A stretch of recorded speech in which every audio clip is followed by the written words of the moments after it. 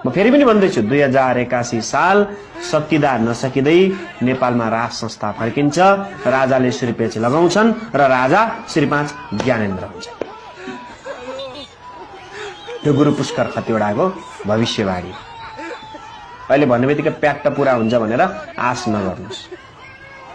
कसरी हुन्छ, किन हुन्छ, कहाँबाट हुन्छ, के गरेर हुन्छ, कहिले यो कुन माध्यमबाट हुन्छ त्यो त्यतातिर नजानुस्। हुन्छ हुन्छ हुन्छ त्यतातिर जानुस्।